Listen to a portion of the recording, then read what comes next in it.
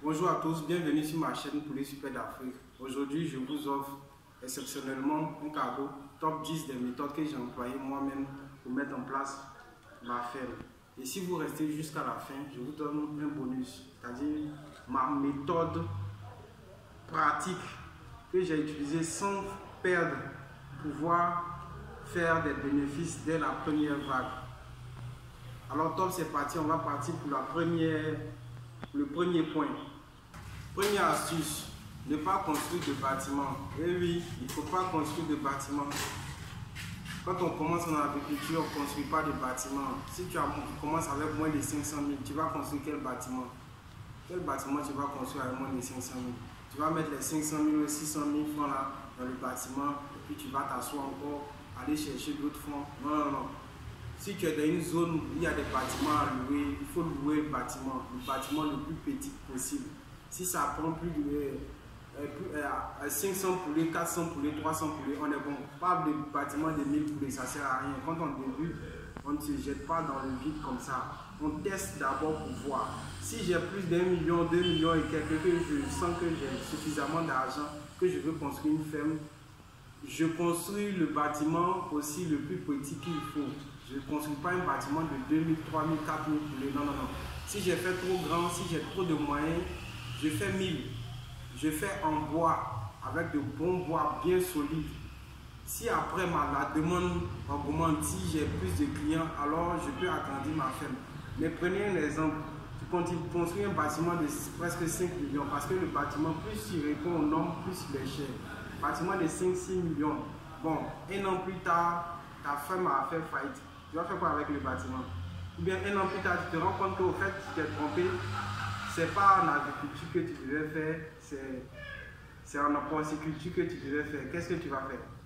C'est fini, tu as déjà construit, tu vas aller construire une autre porciculture encore, ou bien si c'est dans l'escargot que tu devais investir, tu vas aller construire un autre bâtiment. Alors que si tu avais fait quelque chose de passager, si tu te rends compte plus tard que dans l'agriculture ça ne va pas, tu peux changer. Donc, on ne construit pas quand on n'a pas les moyens. Quand on a vraiment les moyens, on construit un petit bâtiment en bois, en préfabriqué, avec de bons piliers pour nous permettre de pouvoir évoluer.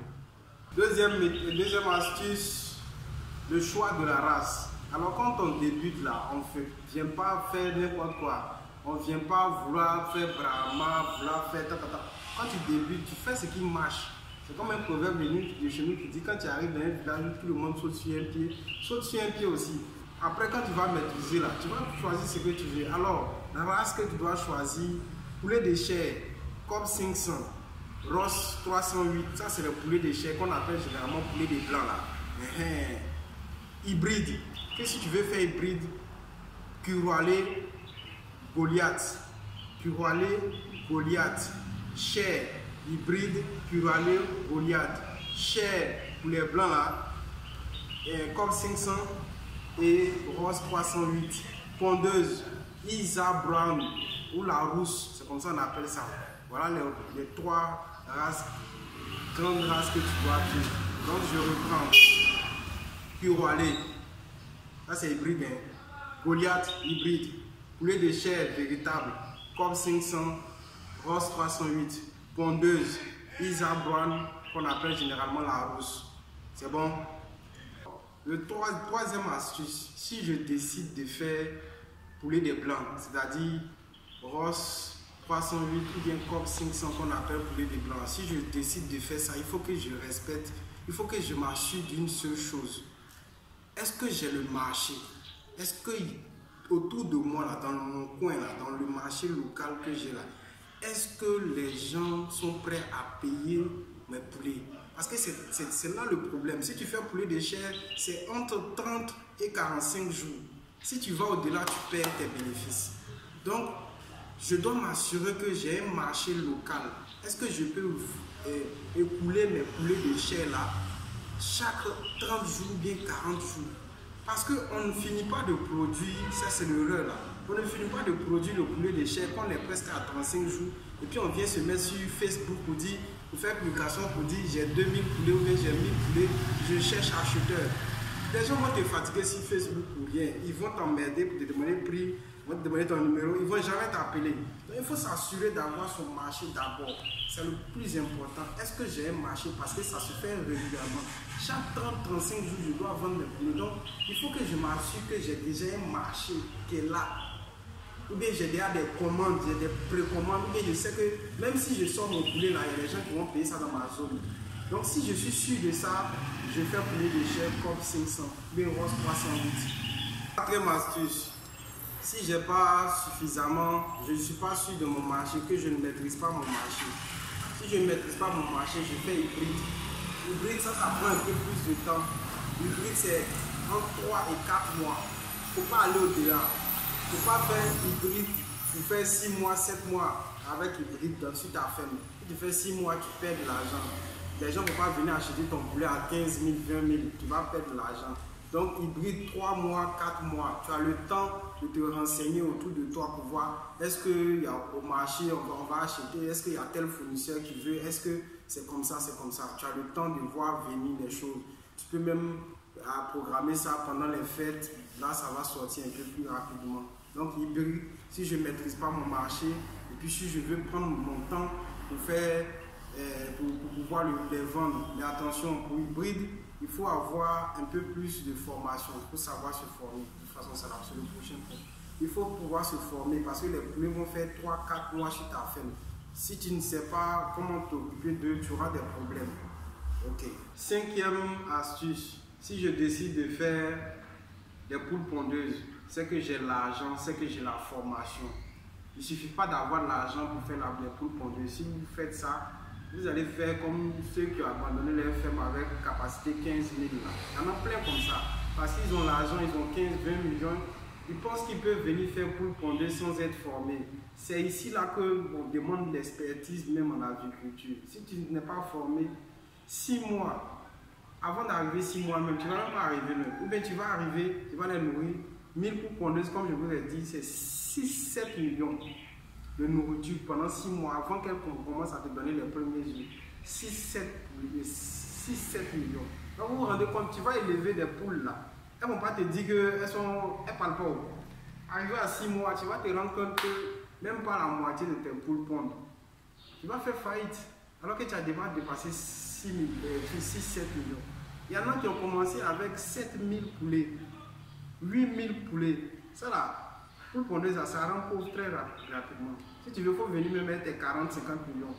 Et puis il faut prendre 8000 pondeuses ou bien 10 000 pondeuses. Tu vas comprendre que 40 millions là, c'est comme beurre au soleil. 1000 pondeuses là, c'est 6-7 millions. Multiplie 1000 pondeuses là par 10. Si tu as fait 10 000, tu vas voir combien ça va faire. On est dans presque trentaine de millions. Donc si tu t'es amusé, tu fais faillite. Il y a plein qui ont fait faillite. Ne vous amusez pas pour pondeuse. Si tu veux commencer pour pondeuse, va te faire former. Tu t'es fait former. Quand tu reviens là, tu prends 500. 500 là, ça va te coûter environ 3 millions dans la nourriture. Et puis tu te formes jusqu'au bout. Alors, sixième point, se former. Voilà le problème. On veut réussir dans ce domaine-là, mais on ne veut pas se former. C'est pourquoi. Tu dis que tu veux faire une activité, mais tu ne veux pas maîtriser l'activité. C'est comment?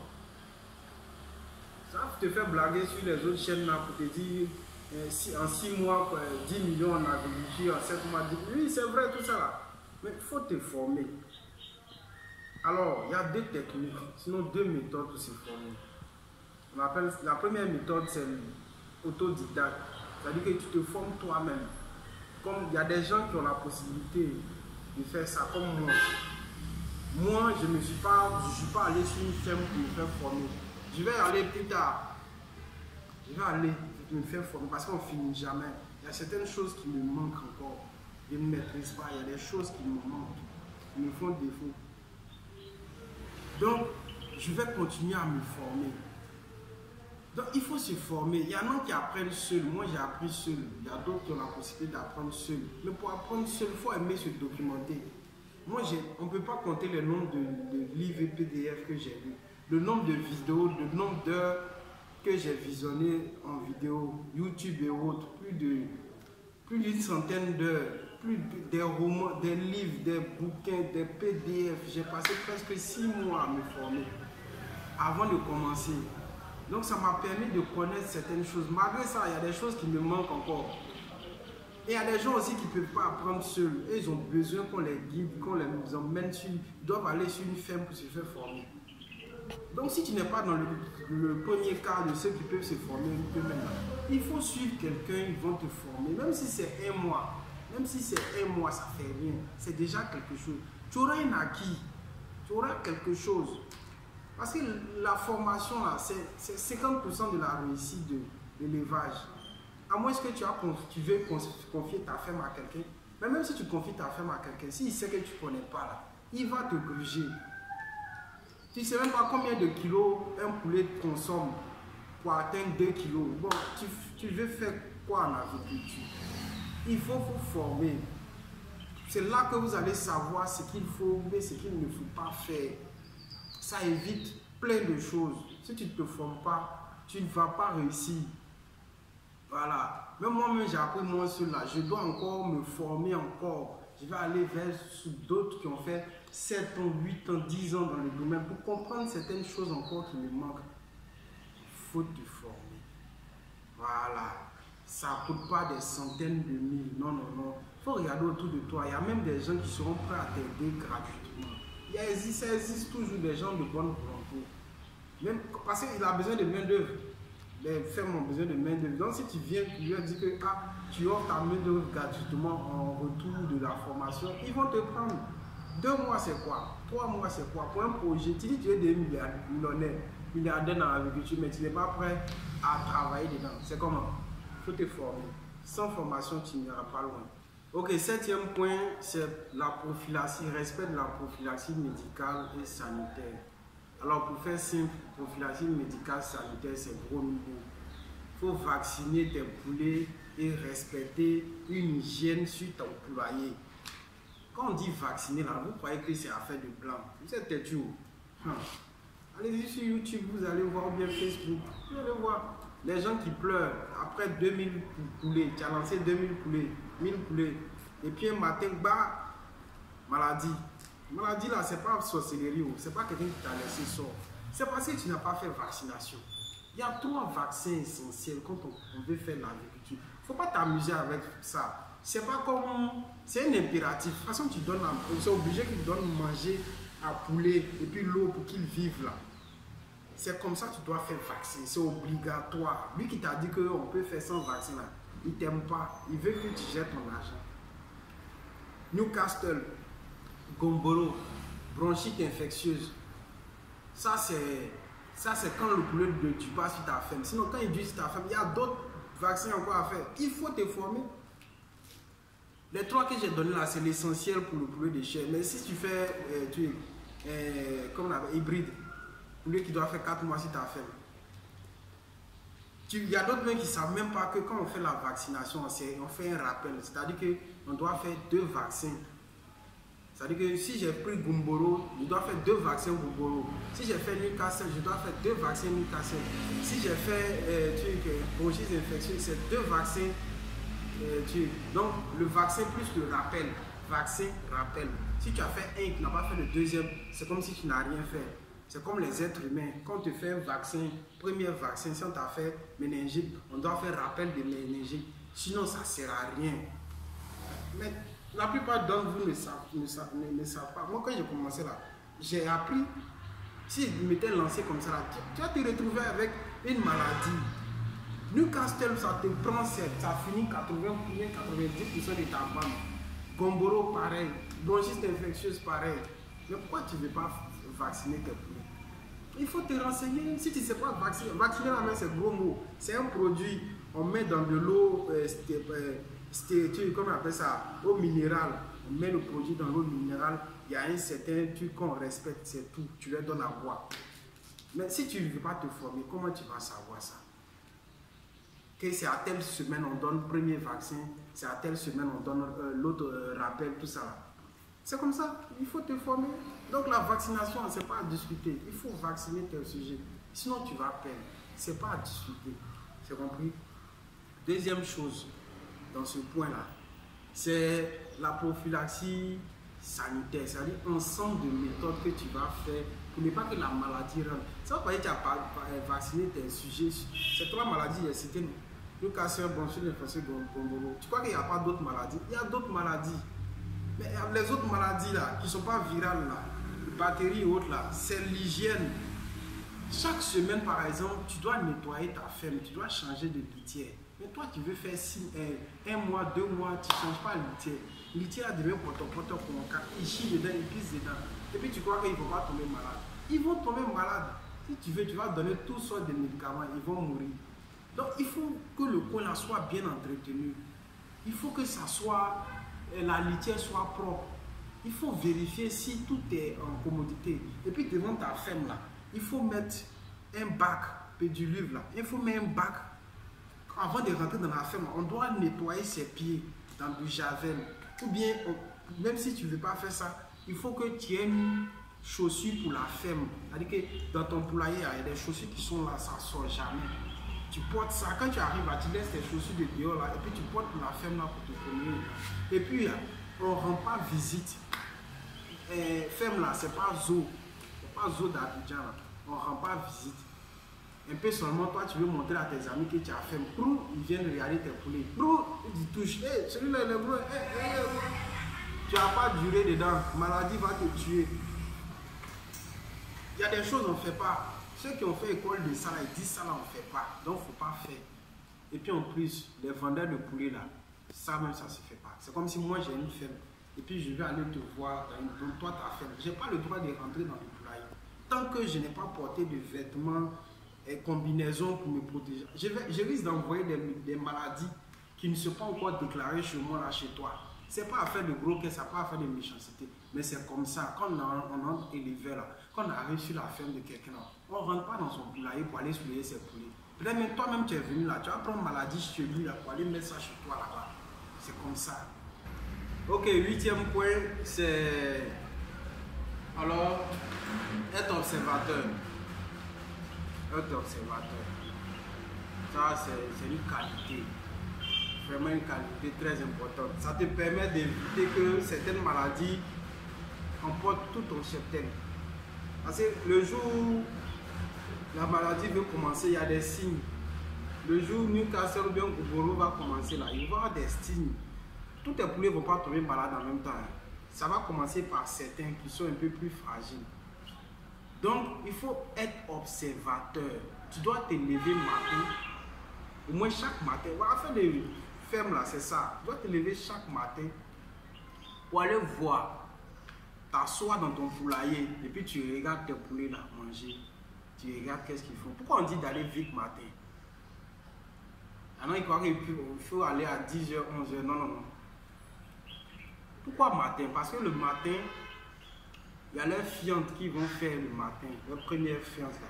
Si tu ne vas pas tôt, le temps qu'ils se promènent dans la ferme là, ils vont marcher dedans, tout va se mélanger. Tu n'auras pas la réalité. C'est-à-dire que les premières fientes de la journée là, le fait qu'ils vont manger, tout ça, ça risque de mélanger le métabolisme. Donc, les premières fientes là sont très importantes. Et puis au réveil comme ça, c'est là que tu vois si ils sont vraiment en mouvement. Donc, il faut être observateur, regarder pour voir si le comportement... Mais tu vois que tous tes autres poulets là, ils sont en train de manger, ils sont là. Tu remarques qu'il y a un qui est assis comme ça, qui a la tête baissée. C'est un signe. Va vers lui, il faut chercher à comprendre, il faut l'isoler, il faut le mettre à côté pour voir il y a quel problème avec lui. Tu le regardes, si par exemple, tu as vu qu'il y a 3-4 poulets qui sont trop dans leur coin, trop apathiques, qui ne mangent pas, ils sont dans leur coin. Tu peux même des signes du sueur, bien attacher un fil sur leurs pattes, et puis tu reviens le lendemain matin, tu les regardes encore. Si ça continue, après demain, si ça continue 2 jours comme ça, attention, il y a un problème avec ceux-là. Je dois les mettre de côté. C'est ça qu'on appelle quarantaine. Les Blancs appellent mettre quelqu'un en quarantaine. Tu le mets à côté pour voir s'il y a un problème.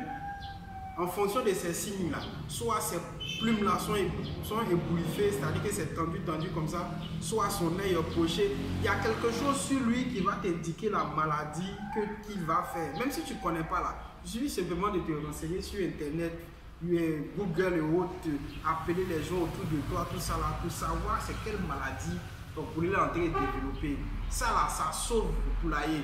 ça sauve poulailler. Ça sauve poulailler. Mais si tu n'es jamais sur ta ferme là, comment tu vas savoir ça?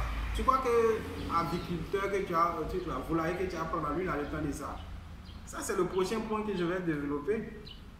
Donc, il faut être observateur. Quand tu arrives sur ta ferme là, c'est pas pour donner manger puis partir. Il faut t'arrêter et puis regarder le comportement de poulet là pour voir si tout va bien. Si tout va pas bien, ils vont te signaler. C'est comme quelqu'un qui est malade là. Il y a des signes qui vont montrer qu'il est malade. C'est la même chose que chez les animaux.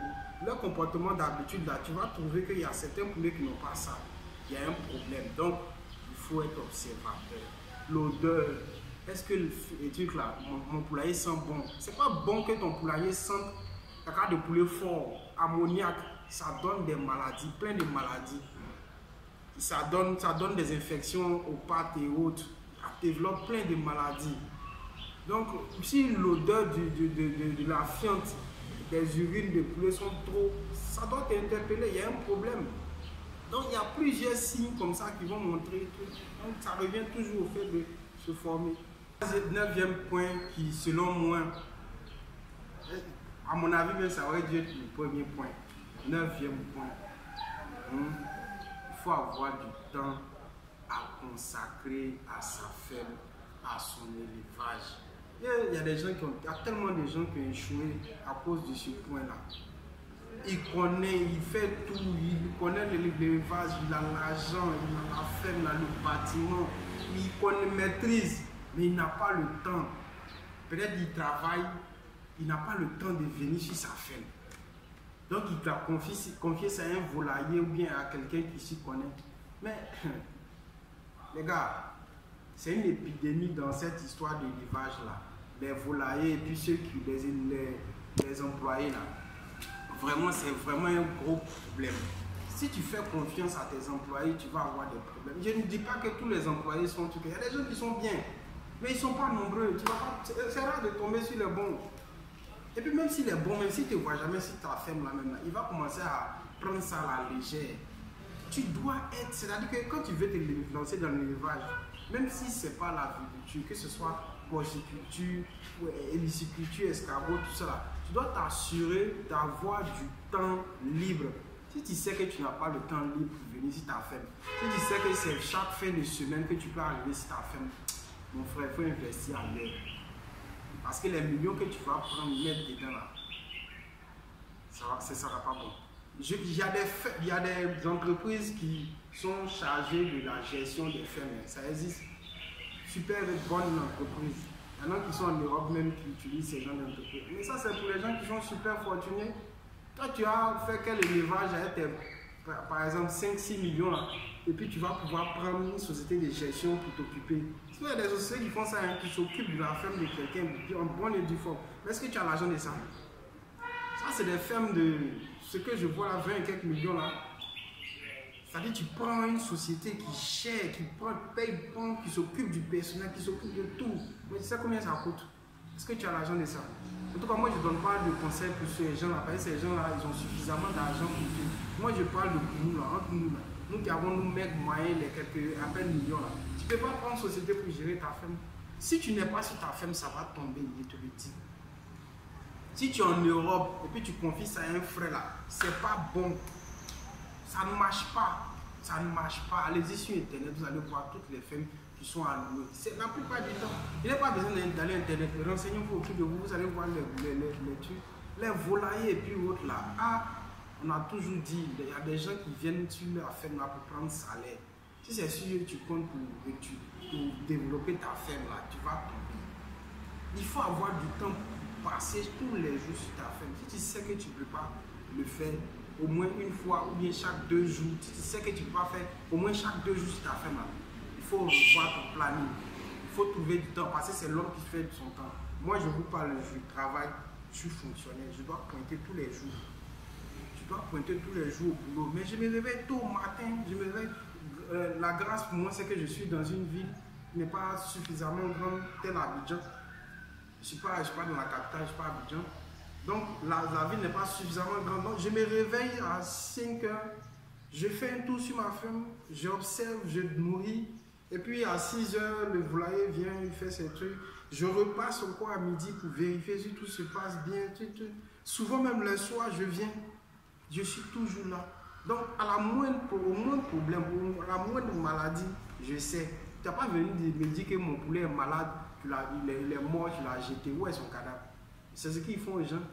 Votre poulet était malade, non, il est mort, on l'a jeté, alors qu'ils sont allés vendre ça aux gens. Il faut avoir le temps. Si tu n'as pas le temps pour ta ferme, il faut repenser ton programme avant de lancer ton business. Je t'aurais prévenu. Alors, 10e point, ça c'est pour le bonus de ceux qui sont restés jusqu'au bout de la vidéo parce que vraiment elle a été longue. Mais on ne peut pas faire un truc sérieux en 2-3 minutes. Alors, dernier point, c'est pour vous montrer comment j'ai commencé. Une méthode qui m'a permis de m'en sortir. Alors, moi je vous conseille, quand vous commencez, vous ne maîtrisez pas le marché, il faut commencer par les hybrides. Il faut commencer avec Kuwale. Un coq vraiment costaud. Vous allez aller dans mes autres vidéos, là, vous allez vous rendre compte du coq et puis de ses qualités. Kuwale, s'il n'y a pas Kuwale dans votre zone, parce qu'en Afrique de l'Ouest, ici, il y a des points où il n'y a pas Kuwale. Kuwale ou Goliath. Parce que moi, j'ai un peu peur de Goliath parce qu'il y a des gens qui mélangent trop. Ils mélangent trop la race. Finalement, c'est plus Goliath, c'est bleu d'Hollande, c'est tout nu mélangé, ça devient autre chose. Donc, il faut vous assurer que celui qui fait un truc avec qui vous allez prendre vos poussins là, ce soit quelqu'un qui est honnête. Donc, Kuwale, Goliath. Ok. Maintenant, il faut commencer votre élevage là. Il faut faire coïncider ça avec les fêtes. C'est là que le truc se place. Il faut faire coïncider votre élevage là, votre début de l'élevage avec la fête de décembre. Il faut commencer en septembre.